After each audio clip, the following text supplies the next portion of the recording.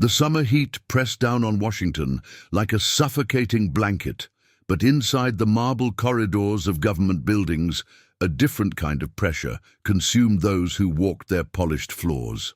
In the years following the Second World War, the nation's capital had transformed into something unrecognizable, a city where colleagues whispered behind closed doors, where friendships dissolved under clouds of accusation, and where every misplaced document or careless word could mark you as a traitor. The Soviets had won no battles on American soil, yet their invisible army had infiltrated the very heart of democracy itself, turning trusted civil servants into instruments of betrayal. Secretaries glanced nervously at the files they carried, diplomats second-guessed their subordinates, and FBI agents haunted the cafeterias and parking lots, watching for the telltale signs of espionage. Nobody knew how deep the rot had spread, but everyone felt its presence like a cancer beneath the skin. The previous year had brought the execution of the Rosenbergs, their faces plastered across every newspaper as a grim reminder that the enemy walked among us in ordinary shoes. Loyalty oaths became as routine as morning coffee, yet they provided little comfort when anyone might be passing secrets in a bathroom stall or a midnight rendezvous. The State Department had become particularly vulnerable. Its access to diplomatic cables and classified communications, making it a prime target for Soviet handlers who prowled the social circuits with champagne glasses and practiced smiles. Inside those imposing buildings where democracy conducted its business, fear had become the most reliable employee. The paranoia was not without foundation, though few beyond the intelligence community understood the true scope of the breach. Soviet agents had spent decades recruiting assets, identifying vulnerable Americans crushed by debt, seduced by ideology, or compromised by scandal. They operated with patience that Western minds struggled to comprehend, building networks that could survive the exposure of individual operatives. Each spy ring connected to others through careful compartmentalization, ensuring that no single arrest could unravel the entire structure. In this suffocating atmosphere of suspicion and shadow warfare, where traditional investigation methods had failed repeatedly, salvation would come from the most unexpected source.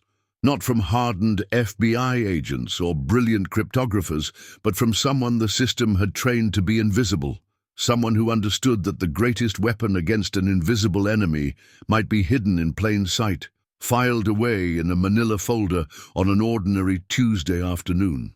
Clara Hutchins arrived at the State Department each morning at precisely 7:15, her sensible heels clicking against marble floors, still damp from the night janitor's mop.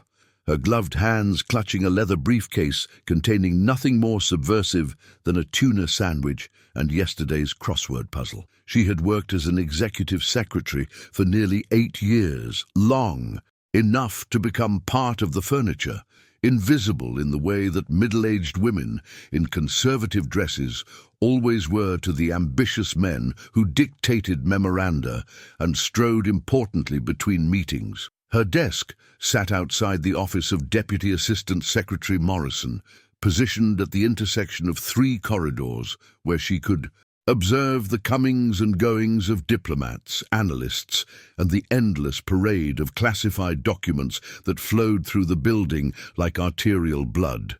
The other secretaries considered her unremarkable, pleasant enough, competent with shorthand, never late, never dramatic, the kind of reliable employee who would retire someday with a modest pension and a polite reception. But behind Clara's wire-rimmed glasses and careful smile lived a mind that never stopped cataloguing patterns, anomalies, the small discrepancies that others dismissed as clerical errors or coincidence.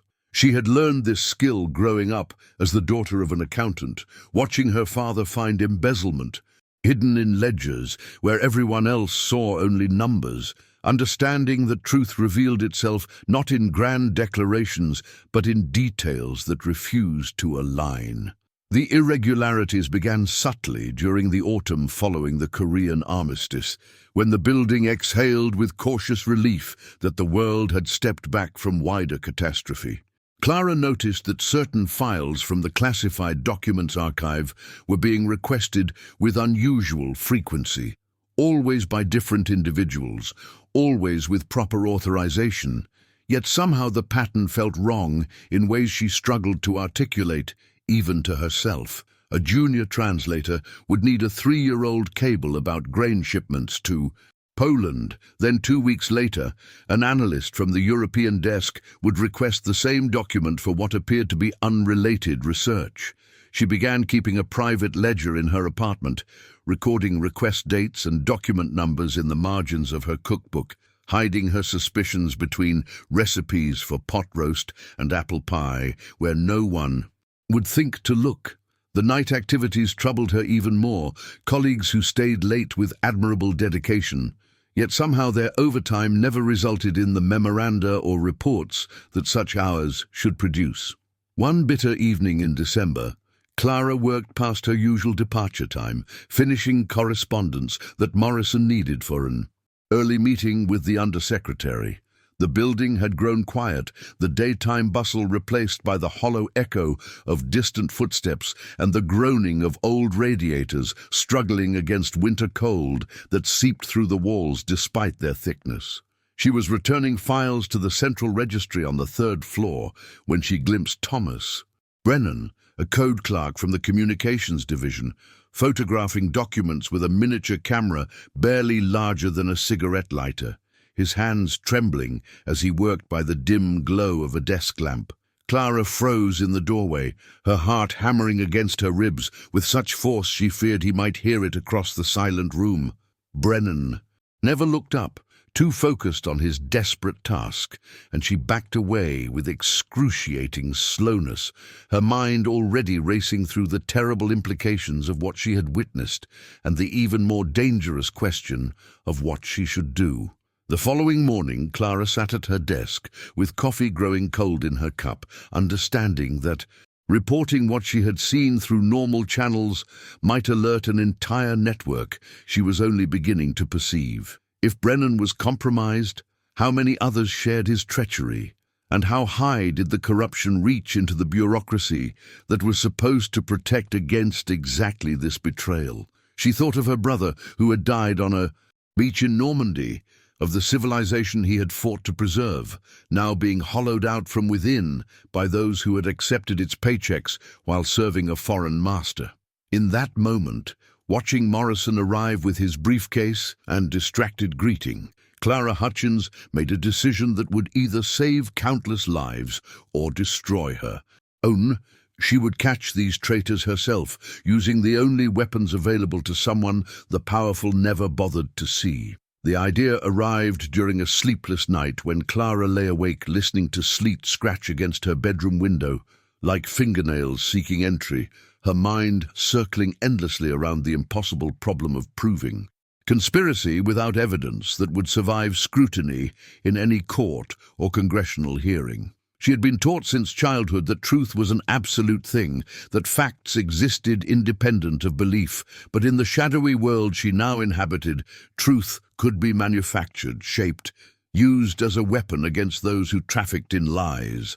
If she created false documents, carefully constructed fictions containing information that seemed valuable but was actually worthless, and if those documents then appeared in Soviet hands, the leak would be proven beyond any possibility of coincidence or reasonable doubt. The elegance of the trap made her sit upright in darkness, pulling her robe tight, against the cold apartment air, already beginning to sketch the architecture of deception that would turn the espionage apparatus against itself. Implementation required patience that tested every nerve in her body as she began her double life during the frozen weeks of January.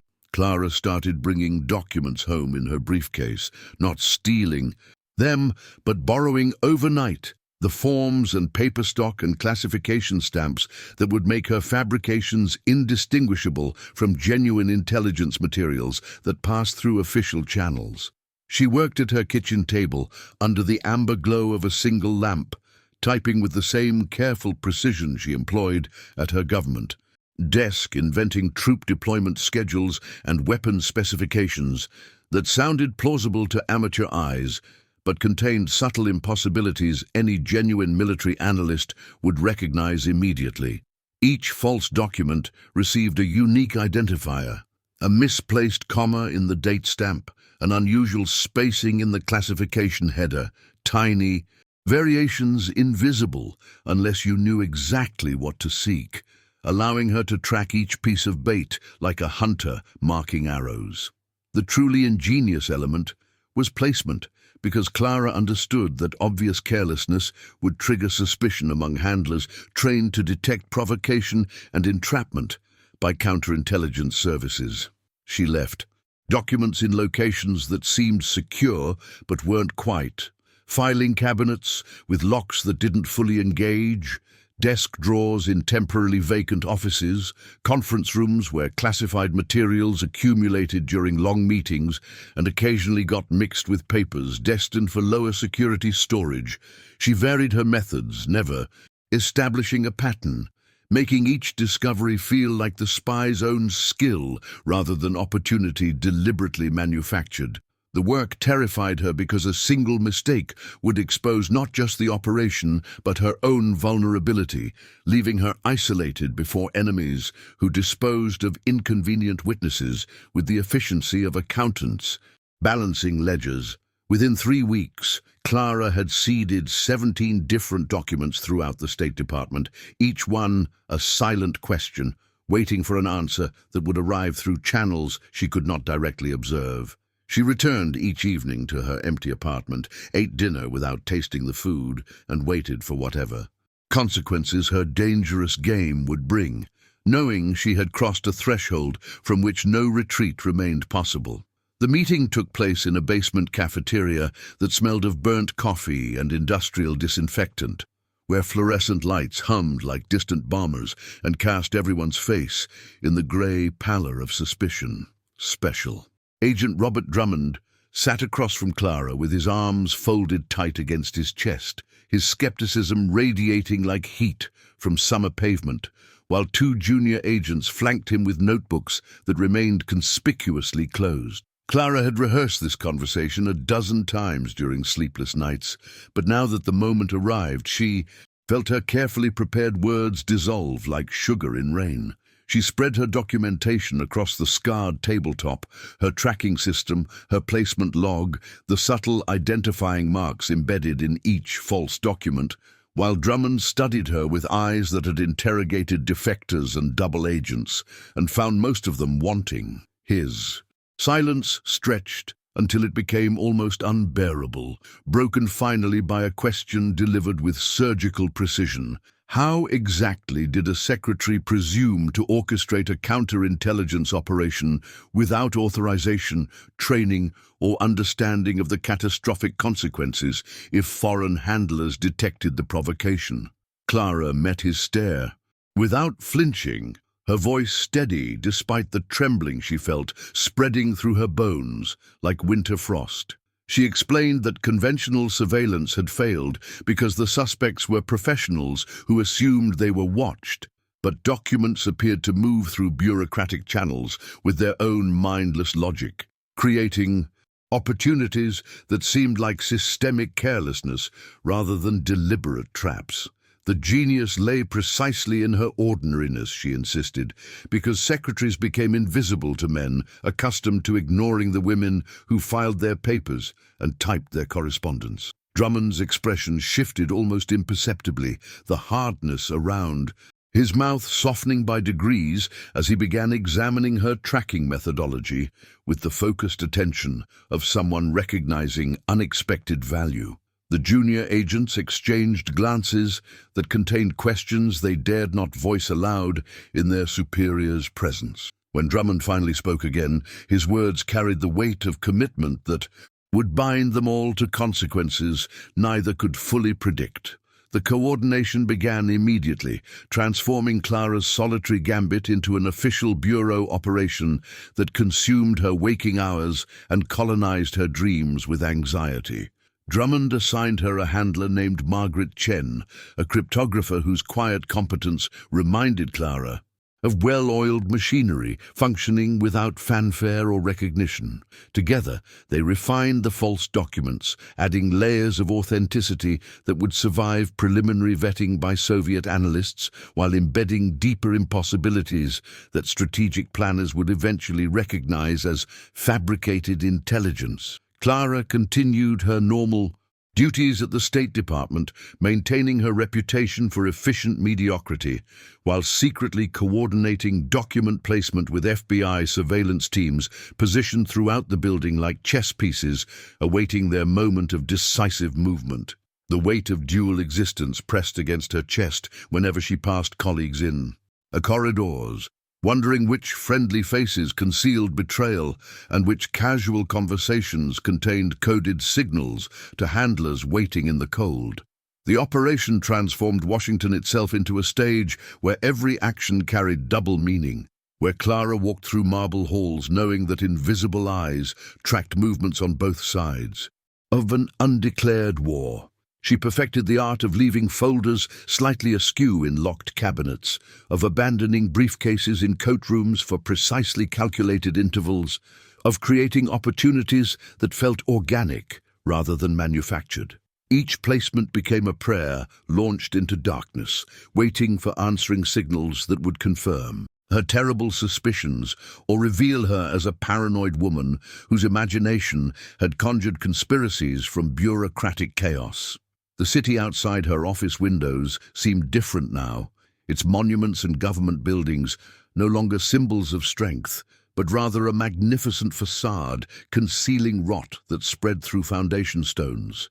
And Clara understood with absolute clarity that she had become something between hunter and bait, setting traps while wondering whether she herself was the ultimate target of a deception whose architecture exceeded her comprehension.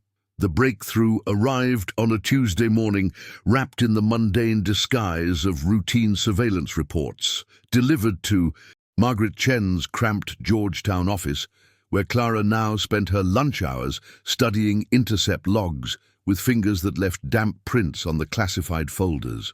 Among the tedious documentation of diplomatic movements and dead-drop servicing schedules, a single photograph stopped her breath. A Soviet courier's diplomatic pouch captured by long-range lens outside their embassy compound, and there, visible through the partially opened leather flap, sat the corner of a document bearing the specific coffee stain Clara had engineered 3 weeks earlier, using a technique that created an irregular constellation resembling Orion's belt. Margaret's hand reached across the desk to steady Clara's trembling wrist, her touch both anchor and acknowledgement that they had crossed from theory into terrible confirmation. The voices in the hallway beyond their locked door seemed suddenly amplified, every footstep a potential threat, every telephone ring a harbinger of exposure. Within 48 hours, FBI surveillance teams working around the clock had traced that single document's journey backward through a network whose sophistication stunned even veteran counterintelligence officers who thought they had witnessed every permutation of espionage tradecraft. The false NATO troop movement report had traveled from Clara's carefully staged filing cabinet mishap into the briefcase of a deputy undersecretary named William Hewitt, a man whose 23 years of government service and membership in 3 prestigious clubs had rendered him invisible to previous security reviews. Hewitt had photographed the document in his basement using equipment sophisticated enough to capture paper texture and security. Watermarks then passed the microfilm to his dentist during a routine cleaning appointment, and the dentist, a naturalized citizen whose brother remained trapped behind the Iron Curtain, had delivered it to his chess partner at DuPont Circle, and the chess partner worked as a translator at the Soviet embassy with diplomatic immunity that made him untouchable, except through exposure and expulsion. But Hewitt represented merely one thread in a tapestry whose pattern grew more disturbing with each surveillance report that landed on Margaret's desk, like accusations against America's capacity to protect its own secrets. The marked documents Clara had seeded throughout the federal bureaucracy began appearing in intercepts and surveillance photographs with the reliable frequency of metronome beats, each confirmation adding another name to the growing list of compromised individuals whose faces Clara recognized from cafeteria lines and elevator small talk. A code clerk at the Pentagon who always complimented her brooch selection, a documents analyst who had helped her locate a misfiled treaty once, a translator whose daughter attended the same church as Clara's sister. 41 names eventually, each one a small devastation, each revelation another crack in the foundation of institutional trust that held the machinery of government together. The spreadsheet Margaret maintained became a map of betrayal that webbed across departments and security clearances, connecting individuals who seemed to share nothing except their willingness to trade their country's survival for whatever Moscow offered in return. Clara sat in surveillance rooms now, watching grainy footage of colleagues she had worked beside for years, listening to wire recordings of conversations where ordinary people discussed document delivery schedules using the banal vocabulary of treason, and she felt something inside her crystallize into a hardness she had never known herself capable of containing. The Cold War had always been an abstraction of newspaper headlines and radio broadcasts, but now it lived in her chest like swallowed ice, and she understood that the real battlefield was not Berlin or Korea, but rather these carpeted corridors where secretaries filed papers and diplomats discussed policy over coffee that tasted like ashes. She had become a weapon without ever leaving her desk, and the effectiveness of that weapon was measured in the mounting evidence of how deeply the enemy had burrowed into the heart of American power. The spy ring's architecture revealed itself like a photograph developing in chemical bath, emerging from blank whiteness into terrible clarity across the corkboards that now dominated Margaret Chen's office, where colored threads connected 41 faces whose bureaucratic ordinariness made them perfect instruments of betrayal. Clara stood before this cartography of treason each morning, with coffee growing cold in her hands, tracing the lines that connected a file clerk to a policy analyst to a code room supervisor, understanding finally that Soviet intelligence had not simply recruited random individuals, but had constructed something architectural, a network designed with the same systematic precision as subway systems or telephone exchanges. The translators fed raw intelligence to analysts who contextualized it for officials who approved its transmission, and each node in this human chain believed themselves isolated. Unaware, they formed segments of a pipeline, pumping American secrets directly into Moscow Center's classified vaults with the efficiency of industrial machinery. Margaret would sometimes stand beside Clara in these silent morning vigils, and neither woman needed words to acknowledge that they were witnessing not mere espionage, but rather the careful dismantling of national security, one document at a time. The diversity of the compromised personnel suggested recruitment strategies so patient they must have required years to cultivate, and Clara found herself studying the dossiers that FBI background investigators compiled with increasing urgency, searching for the common vulnerabilities that Soviet handlers had identified and exploited with surgical precision. Some had been approached through ideological sympathies formed during Depression-era university days, when communism seemed like salvation rather than enemy. Others through financial pressures that made a few $100s worth the gamble of treason.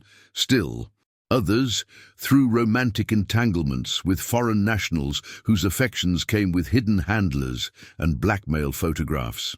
A Pentagon secretary had a morphine dependency that her government salary could not sustain.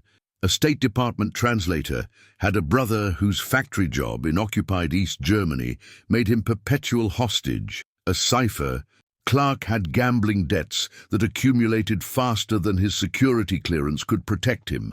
The KGB had studied American society's fracture points with the attention of jewelers examining diamonds for flaws, then applied pressure until cracks became channels for information hemorrhage. The operational security measures the ring employed demonstrated training far beyond amateur enthusiasm, suggesting that somewhere in this network's genesis sat professional intelligence officers who had transformed willing amateurs into disciplined assets through systematic instruction in tradecraft fundamentals. Dead drops utilized locations whose surveillance difficulty had clearly been professionally assessed. Hollowed fence posts in Rock Creek Park's densest sections, magnetic containers beneath metro station benches, book exchanges in public libraries where volumes moved between shelves according to pre-arranged signals. Communication protocols employed codes sophisticated enough to require cryptanalysis teams, with some operatives using one-time pads whose mathematical randomness made interception nearly useless without the physical cipher key. Recognition signals drew from techniques Clara recognized from FBI training materials as classic Soviet methodology. The folded newspaper carried in specific hand, the flower arrangement in apartment windows, the chalk, marks on mailboxes that meant packages were ready for collection or danger required communication suspension. Margaret's expanding investigation revealed concentric circles of knowledge within the network itself, with some members aware only of their immediate handler, while others seemed to coordinate multiple assets across departmental boundaries, creating an organizational hierarchy that mirrored legitimate intelligence structures in its bureaucratic sophistication. The innermost circle appeared to contain perhaps 5 individuals whose access and coordination responsibilities suggested they reported directly to KGB officers operating under diplomatic cover at the embassy compound, while outer rings contained support personnel who might move documents or provide building access without fully understanding their participation in espionage operations. Clara recognized this architecture from her years observing State Department hierarchies, understanding that Soviet intelligence had essentially constructed a shadow organization that parasitically drew sustenance from its host institution, while remaining invisible to those not trained to see the patterns of its feeding. The contradictions appeared first as whispers in intercepted communications, fragments decoded by NSA cryptanalysts who noticed Moscow Center requesting verification of intelligence that Clara's marked documents had already provided, the questions carrying undertones of suspicion that made Margaret Chen's hands tremble as she read the translations in her windowless office, where cigarette smoke hung like fog. Soviet handlers were demanding their Washington assets confirm troop deployments that differed from previous reports, asking pointed questions about discrepancies in nuclear facility locations, and the tone of these encrypted cables suggested that someone in Moscow's analytical directorate had begun assembling puzzle pieces that formed a picture of deception rather than legitimate intelligence harvest. Clara felt the atmosphere shift like barometric pressure dropping. Before storms, understanding with cold certainty that the hunters had realized something prowled their territory, and now the most dangerous phase approached when cornered predators became desperate and unpredictable in their survival instincts. The first indication of active danger came on a frost-brittle morning in late January when Clara arrived at her desk to find her filing cabinet lock scratched with fresh tool marks, the metal surrounding the keyholes scored by someone who had worked with practiced efficiency during the night's unobserved hours. Nothing appeared missing in cursory examination, but the violation carried implications that made her throat constrict with fear. Because it meant someone within the ring suspected her involvement, had taken the enormous risk of physically searching her workspace in an American government building, where discovery meant immediate arrest and prosecution. Margaret assembled an emergency meeting in a Georgetown townhouse that FBI counterintelligence maintained for sensitive discussions, and the 8 people crowded into that overheated parlor agreed that Soviet intelligence was conducting internal investigation, trying to identify whether their networks had been penetrated by American counterintelligence operations using the same suspicious pattern recognition that Clara herself had employed.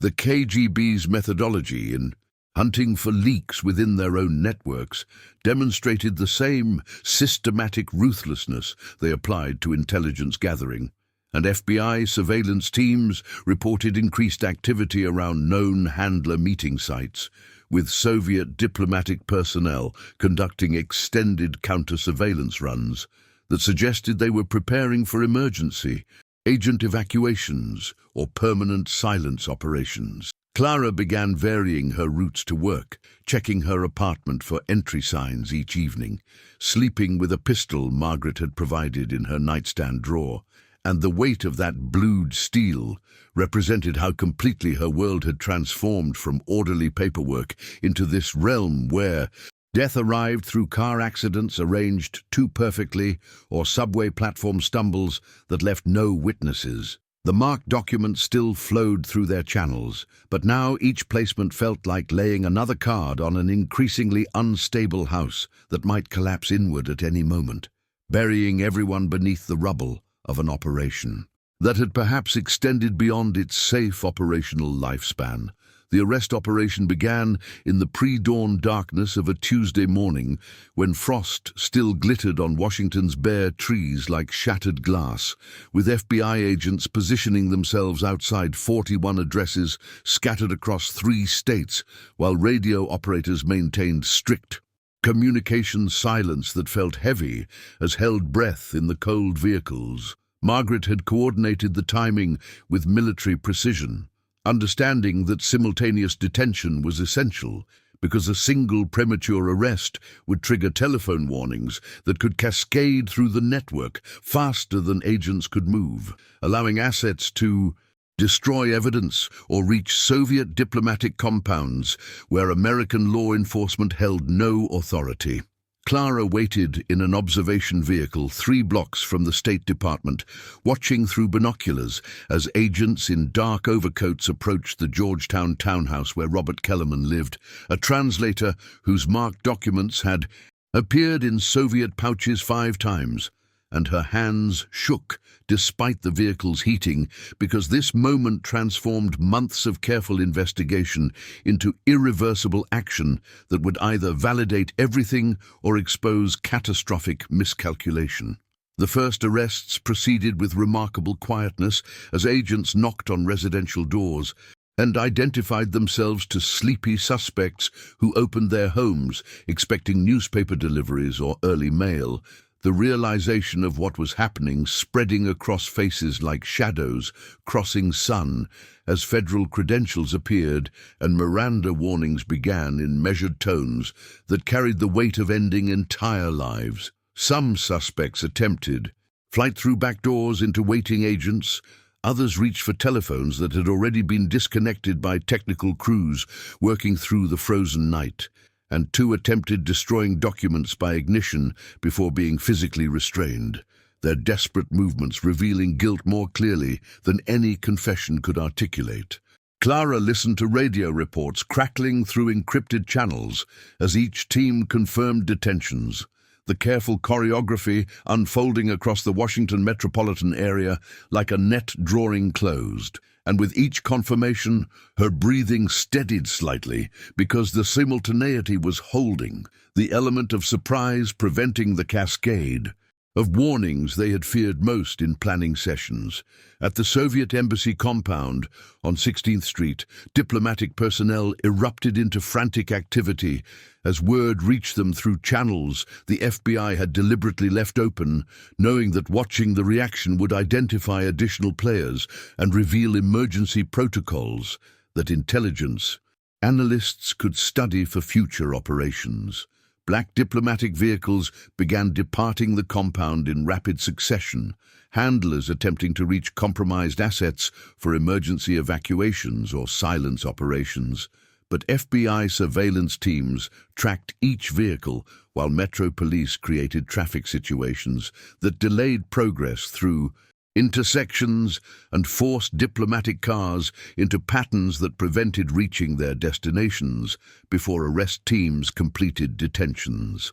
Through her binoculars, Clara watched a Soviet attaché's vehicle stopped 3 blocks from Kellerman's townhouse, the driver's face visible in streetlight as he realized he had arrived too late. Federal agents, already loading his asset into an unmarked sedan, while neighbors watched from curtained windows, and the attaché's expression of contained fury represented an entire intelligence apparatus, recognizing it had been comprehensively outmaneuvered by methods they had never anticipated. The final arrest occurred as dawn broke over the Potomac in shades of winter rose and pale gold. Federal agents detaining a Pentagon code clerk named Sarah Voss as she arrived for her early shift.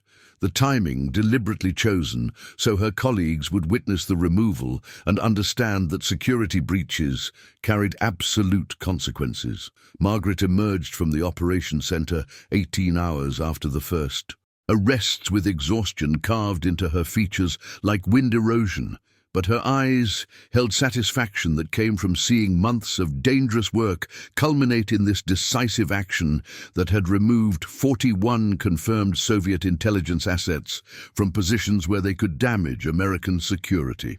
Clara felt the tension that had coiled through her body for weeks finally begin releasing, though she understood the trials and interrogations would consume months ahead, and her role would require continued secrecy that meant living with knowledge she could never publicly claim. The operation had succeeded beyond initial projections, and as federal facilities across Washington processed suspects through booking procedures, the Cold War's invisible battlefield had shifted decisively in America's favor through methods that began with one secretary's careful attention to patterns others had dismissed as bureaucratic routine. The interrogation rooms in the FBI's Washington field office smelled of burnt coffee and fear sweaters. Suspects sat across metal tables from agents trained in psychological pressure techniques, their confessions emerging gradually like water seeping through cracks in concrete that widened with each session. Most broke within 72 hours once presented with irrefutable evidence of their marked documents appearing in Soviet diplomatic pouches. The mathematical impossibility of coincidence, crushing whatever ideological conviction or blackmail pressure had sustained their espionage activities. A Pentagon analyst named Thomas Wexler described recruitment methods with clinical detachment, explaining how his KGB handler had exploited gambling debts and homosexual relationships that 1950s society deemed criminal, creating leverage that transformed personal weakness into national betrayal. Clara listened to session transcripts in Margaret's office while autumn rain drummed against windows, each confession revealing exploitation patterns that made her chest tighten with anger at how Soviet intelligence had weaponized American prejudices and financial vulnerabilities to build their network. Congressional committees launched parallel investigations that transformed the spy ring exposure into political theater, with senators demanding explanations for security failures that had allowed such comprehensive penetration of classified departments. Clara watched televised hearings where State Department officials testified about background check procedures that had missed warning signs, their bureaucratic defensiveness contrasting sharply with genuine devastation visible in faces of supervisors who had unknowingly enabled espionage through administrative negligence. The proceedings generated newspaper headlines that competed with coverage of the trials themselves, where federal prosecutors methodically presented evidence of each defendant's activities, while defense attorneys argued their clients had been entrapped or misled by handlers who exploited patriotic confusion during ideologically turbulent times. Margaret attended every trial session, her presence in courtroom gallery serving as reminder to defendants that the counterintelligence officer who had orchestrated their exposure was watching justice proceed through its measured course. The verdicts arrived throughout late 1954, like falling dominoes, with convictions ranging from conspiracy charges carrying 5-year sentences to espionage convictions that meant decades in federal penitentiaries where former government employees would spend their remaining years among common criminals. 3 defendants received death sentences that were later commuted to life imprisonment after appeals focused on constitutional questions about evidence obtained through surveillance techniques that courts were still learning to evaluate in Cold War contexts. Clara felt no triumph watching these outcomes, only weary recognition that each conviction represented someone who had chosen betrayal over integrity, someone whose photograph she had studied until their face became familiar as colleagues she passed daily in State Department corridors. The human cost extended beyond convicted spies to families destroyed by revelation, children learning their parents were traitors, spouses confronting marriages built on fundamental deception.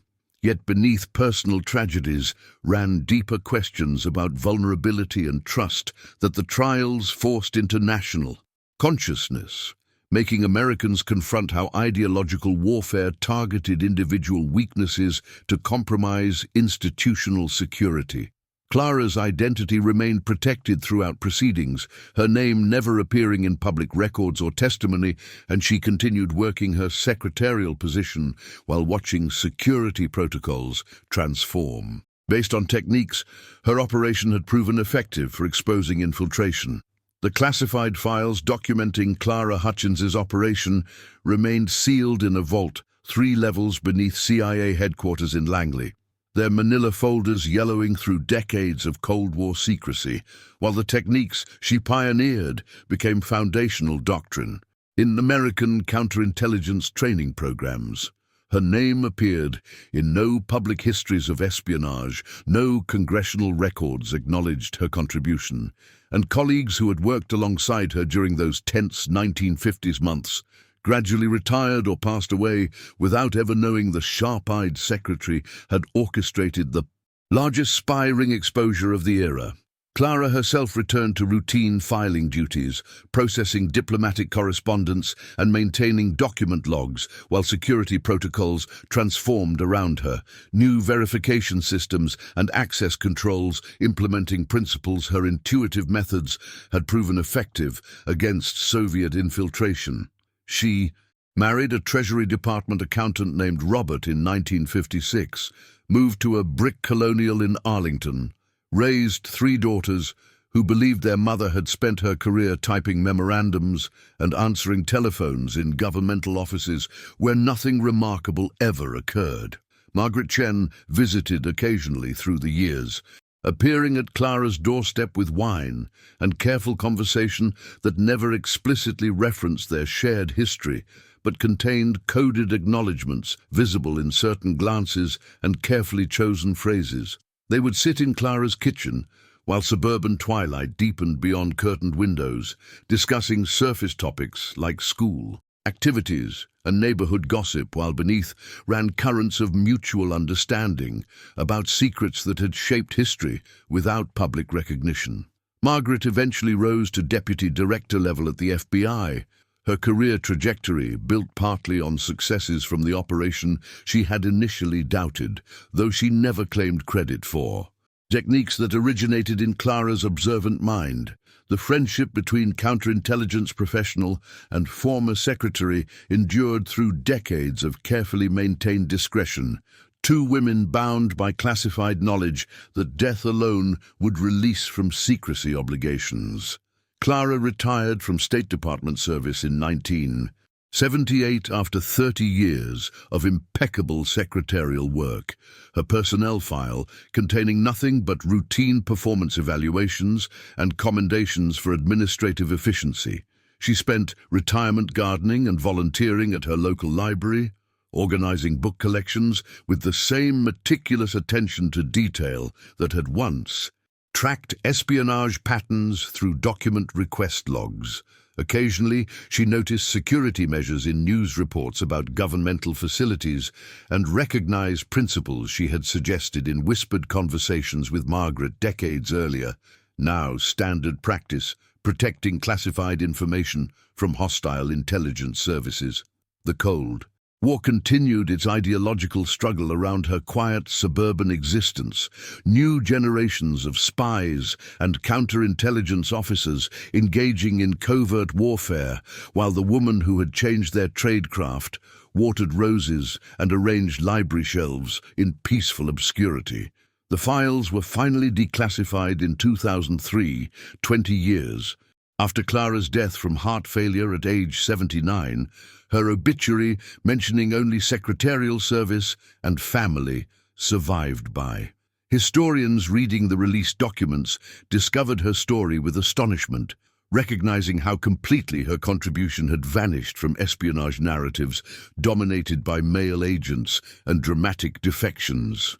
Her technique remained relevant in digital age counterintelligence.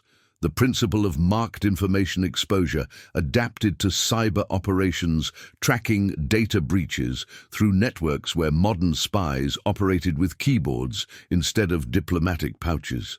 Clara Hutchins had intuited fundamental truths about deception and verification that transcended Cold War contexts, her secretary's perspective revealing vulnerabilities that traditional intelligence thinking had overlooked. Her legacy living in protocols, protecting secrets she would never receive public credit for safeguarding. What secrets from history remain hidden in classified files waiting for discovery? Subscribe to uncover more untold stories that shaped our world from the shadows.